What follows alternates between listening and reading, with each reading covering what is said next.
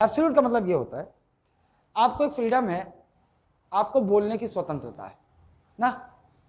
अब किसी ने पढ़ लिया, जैसे हमारा समारू मरकाम, उसने क्या है कांस्टेबल की तैयारी की, छोटे एग्जाम की, तो उसने केवल यही पढ़ लिया कि अरे मेरे को बोलने की स्वतंत्रता है, किसी का बाप मुझसे नहीं छीन सकता है ना। वो गया और अपने पड़ोसी टेटकी, मतलब उसने उसको धोखा दिया था कॉलेज लाइफ में, मतलब स्कूल लाइफ में, तो कॉलेज वॉलेज तो पहुंचा नहीं वो।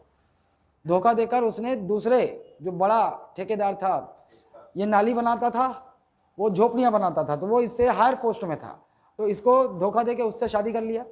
ये गुस्से में था, एक दिन ये पढ़ लिया कि मेरे को बोलने की स्वतंत्रता है, ये माइक लगा लिया उससे घर के सामने, रोगा भड़वा सब करने शुरू कर दिया ना। अब एकदम खूब गरिया रहा है, रोगी भड़वी इसने ऐसा किया वह। अच्छा, रोगा भड़वा ये गंदी गालियां नहीं है, बता दूं तुमको, तुम लोगों को अभी तक नहीं पता है गंदी गाली नहीं है ये। छत्तीसगढ़ी गालियों की एक खासियत है कि ये अभद्र नहीं है। रोगा का मतलब तुझे रोग लग गया हो, उसको रोगा बोलते हैं। भड़वा जिसकी पत्नी मर गई हो उसको भड़वा बोलते हैं। हाँ, लेकिन लोग क्या सोचते हैं, गाली के रूप में देखते हैं इसको।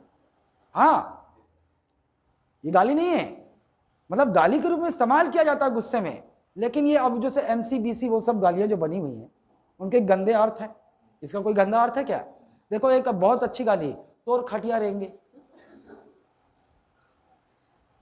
महिलाएं, जो गांव की महिलाएं होती है ना गड़ियां, तोर खटिया रहेंगे, तोर मुर्दा रहेंगे, ऐसा वो एक लाइन में बोलते हैं, रोगा भड़वा तोर खटिया रहेंगे, तोर मुर्दा रहेंगे, ऐसा बोलते हैं। गाली सुने होगे। अरे तोर खटिया रहेंगे का मतलब ये होता है तू मर जाए, फिर तुझे 4 कंधों पर खटिया में लेके लोग शमशान जाए ना। तोर मुर्दा रहेंगे का मतलब क्या होता है, तू मर जाए, तू भूत बन के घूमे। बताओ कहीं अश्लीलता है इस गालियों में, इन गालियों में? हाँ, मैं डिबेट कर सकता हूं, ये तो बहुत अच्छी गालियां हैं बल्कि। हाँ, अरे भाई तुमको गुस्सा आता है, तो गुस्से को अगर मान लो गालियों का आविष्कार नहीं हुआ होता तो आदमी को कुछ करेगा तो गुस्सा आ जाएगा तो जाके सीधे चाकू घोंप देगा। तो गाली उससे क्या होता है, गाली एक माध्यम है अपने गुस्से को। हाँ, जब तुमको बहुत गुस्सा है ना, कोई तो रोगा भड़वा तो खटिया रहेंगे, मुर्दा रहेंगे, सब कर डालो, उससे क्या होगा, तुम्हारा जो वायलेंट नहीं हो पाओगे कि जाकर उसको मैं मार ही देता हूं, उसने ऐसा मेरे साथ क्यों किया। गाली देके काम चला लो, ठीक। लेकिन वो थाने पहुंच गई, ये रोगा भड़वा मोला गाली देते माइक लगा के, टेटकी पहुंच गई थाने, पुलिस वाले आ गए, पुलिस वाले पकड़ हथकड़ी पहना के लेके जाने लगे उसको, है ना। पुलिस वाले उसको लेके जा रहे हैं, वो बोलता है अरे मोर फंडामेंटल राइट है, मैं पढ़े हूं संविधान में, मोरा बोले के अधिकार है। वो बोला अबे साले आगे तो पढ़ लेता, आगे पढ़ लेता कि fundamental rights are not absolute. इसका हिंदी क्या दिया हुआ है, ये स्थायी नहीं पगली, ये नहीं है, उसके आगे वाला है। देखो, बोलने की स्वतंत्रता है, आप कुछ भी नहीं बोल सकते आप।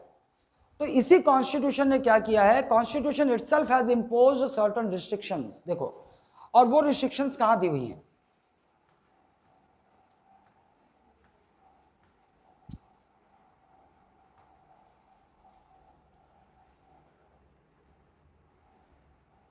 ये देखो,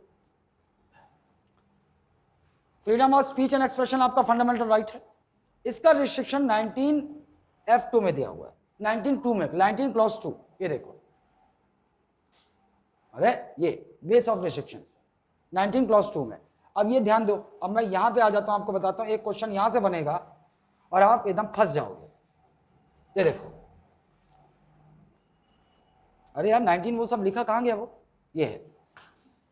अब ये जो फंडामेंटल राइट 6 आपको मिले हैं ना, इसके रिस्ट्रिक्शंस भी कॉन्स्टिट्यूशन ने बताए हुए हैं कि भैया आप इस आधार पे आपके ये फंडामेंटल राइट्स रोके जा सकते हैं। दे असीमित नहीं है, they are not unlimited, rather they are limited by constitution itself. आपको बोलने का स्वतंत्रता तो है, आप अपने आप को एक्सप्रेस कर सकते हो, लेकिन ये करोगे तो तुम्हारा फंडामेंटल राइट ये छीन लिया जाएगा। कैसे?